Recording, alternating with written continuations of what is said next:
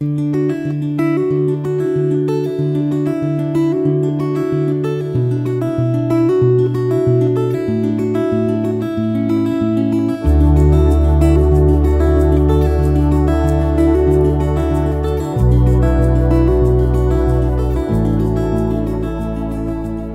reading begins in 1 Samuel chapter 5, starting in verse 1. Now the Philistines had taken God's ark, and they brought it from Ebenezer to Ashdod. The Philistines took God's ark and brought it into the house of Dagon, and set it by Dagon. When the people of Ashdod rose early on the next day, behold, Dagon had fallen on his face to the ground before the Lord's ark. They took Dagon and set him in his place again. When they arose early on the following morning, behold, Dagon had fallen on his face to the ground before the Lord's ark, and the head of Dagon and both the palms of his hands were cut off on the threshold. Only Dagon's torso was intact. Therefore neither the priests of Dagon nor any who come into Dagon's house step on the threshold of Dagon in Ashdod to this day. But the Lord's hand was heavy on the people of Ashdod, and he destroyed them and struck them with tumors, even Ashdod and its borders. When the men of Ashdod saw that it was so, they said, The ark of the God of Israel shall not stay with us, for his hand is severe on us, and on Dagon our God. They sent therefore, and gathered together all the lords of the Philistines, and said, What shall we do with the ark of the God of Israel? They answered, Let the ark of the God of Israel be carried over to Gath. They carried the ark of the God of Israel there. It was so that after they had carried it there, the Lord's hand was against the city with a very great confusion, and he struck the men of the city, both small and great, so that tumors broke out on them. So they sent God's ark to Ekron. As God's ark came to Ekron, the Ekronites cried out, saying, They have brought the ark of the God of Israel here to us, to kill us and our people. They sent therefore and gathered together all the lords of the Philistines, and they said, Send the ark of the God of Israel away, and let it go again to its own place, that it not kill us and our people. For there was a deadly panic throughout all the city. The hand of God was very heavy there. The men who didn't die were struck with the tumors, and the cry of the city went up to heaven. The Lord's ark was in the country of the Philistines 7 months. The Philistines called for the priests and the diviners, saying, What shall we do with the Lord's ark? Show us how we should send it to its place. They said, If you send away the ark of the God of Israel, don't send it empty, but by all means return a trespass offering to him. Then you will be healed, and it will be known to you why his hand is not removed from you. Then they said, What should the trespass offering be which we shall return to him? They said, 5 golden tumors, and 5 golden mice, for the number of the lords of the Philistines. For one plague was on you all, and on your lords. Therefore you shall make images of your tumors, and images of your mice that mar the land, and you shall give glory to the God of Israel. Perhaps he will release his hand from you, from your gods, and from your land. Why then do you harden your hearts, as the Egyptians and Pharaoh hardened their hearts? When he had worked wonderfully amongst them, didn't they let the people go, and they departed? Now therefore take and prepare yourselves a new cart, and 2 milk cows, on which there has come no yoke, and tie the cows to the cart, and bring their calves home from them, and take the Lord's ark and lay it on the cart. Put the jewels of gold, which you return him for a trespass offering, in a box by its side, and send it away, that it may go. Behold, if it goes up by the way of its own border to Beth Shemesh, then he has done us this great evil. But if not, then we shall know that it is not his hand that struck us. It was a chance that happened to us. The men did so, and took 2 milk cows, and tied them to the cart, and shut up their calves at home. They put the Lord's ark on the cart, and the box with the golden mice and the images of their tumors. The cows took the straight way by the way to Beth Shemesh. They went along the highway, lowing as they went, and didn't turn away to the right hand or to the left, and the lords of the Philistines went after them to the border of Beth Shemesh. The people of Beth Shemesh were reaping their wheat harvest in the valley, and they lifted up their eyes and saw the ark, and rejoiced to see it. The ark came into the field of Joshua of Beth Shemesh, and stood there, where there was a great stone. Then they split the wood of the cart, and offered up the cows for a burnt offering to the Lord. The Levites took down the Lord's ark, and the box that was with it, in which the jewels of gold were, and put them on the great stone. And the men of Beth Shemesh offered burnt offerings and sacrificed sacrifices the same day to the Lord. When the 5 lords of the Philistines had seen it, they returned to Ekron the same day. These are the golden tumors which the Philistines returned for a trespass offering to the Lord. For Ashdod 1, for Gaza 1, for Ashkelon 1, for Gath 1, for Ekron 1, and the golden mice, according to the number of all the cities of the Philistines belonging to the 5 lords, both of fortified cities and of country villages, even to the great stone on which they set down the Lord's ark. That stone remains to this day in the field of Joshua of Beth-Shemesh. He struck the men of Beth-Shemesh, because they had looked into the Lord's ark. He struck 50,070 of the men. Then the people mourned, because the Lord had struck the people with a great slaughter. The men of Beth-Shemesh said, Who is able to stand before the Lord, this holy God? To whom shall he go up from us? They sent messengers to the inhabitants of Kiriath-Jearim, saying, The Philistines have brought back the Lord's ark. Come down and bring it up to yourselves.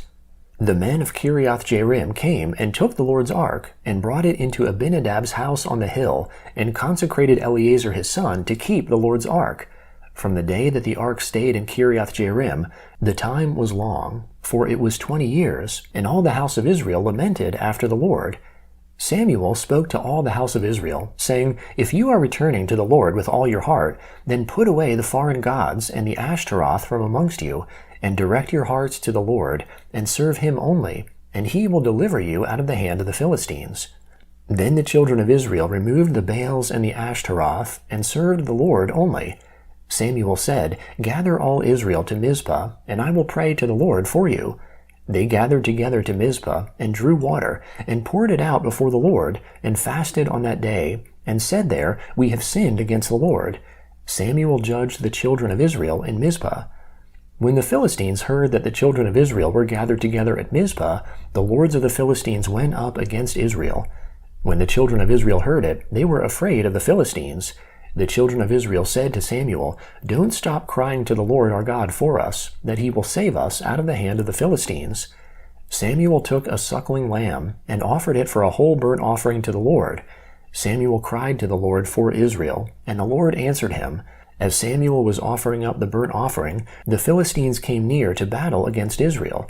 But the Lord thundered with a great thunder on that day on the Philistines, and confused them, and they were struck down before Israel. The men of Israel went out of Mizpah and pursued the Philistines, and struck them until they came under Beth-kar. Then Samuel took a stone, and set it between Mizpah and Shen, and called its name Ebenezer, saying, The Lord helped us until now. So the Philistines were subdued, and they stopped coming within the border of Israel.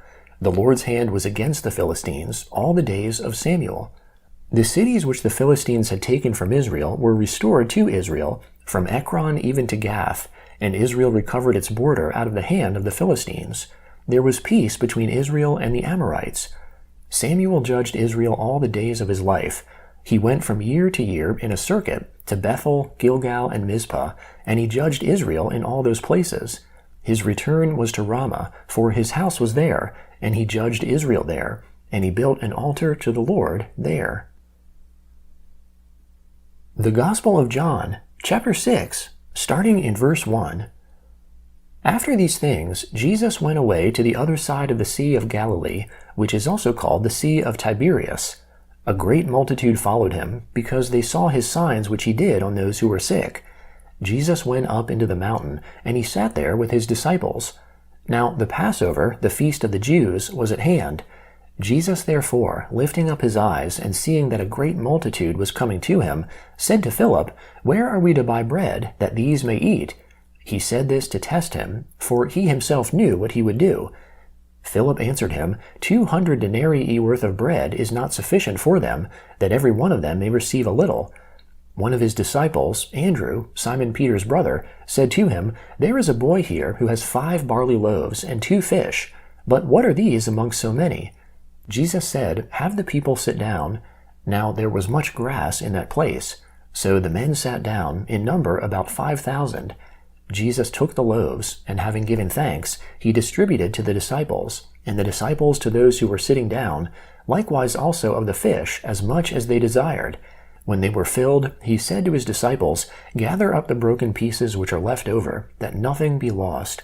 So they gathered them up, and filled 12 baskets with broken pieces from the 5 barley loaves, which were left over by those who had eaten. When therefore the people saw the sign which Jesus did, they said, This is truly the prophet who comes into the world. Jesus, therefore, perceiving that they were about to come and take him by force to make him king, withdrew again to the mountain by himself. When evening came, his disciples went down to the sea. They entered into the boat, and were going over the sea to Capernaum. It was now dark, and Jesus had not come to them. The sea was tossed by a great wind blowing. When therefore they had rowed about 25 or 30 stadia, they saw Jesus walking on the sea, and drawing near to the boat, and they were afraid. But he said to them, "It is I, don't be afraid." They were willing therefore to receive him into the boat. Immediately the boat was at the land, where they were going. Psalm 106, beginning in verse 13. They soon forgot his works. They didn't wait for his counsel, but gave in to craving in the desert, and tested God in the wasteland. He gave them their request, but sent leanness into their soul. They envied Moses also in the camp, and Aaron, the Lord's saint. The earth opened and swallowed up Dathan, and covered the company of Abiram. A fire was kindled in their company, the flame burned up the wicked.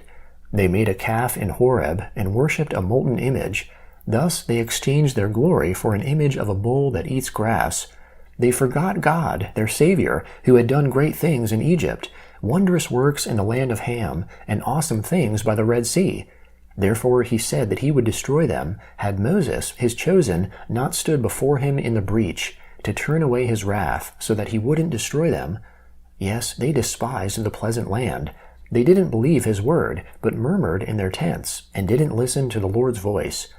Therefore he swore to them that he would overthrow them in the wilderness, that he would overthrow their offspring amongst the nations, and scatter them in the lands.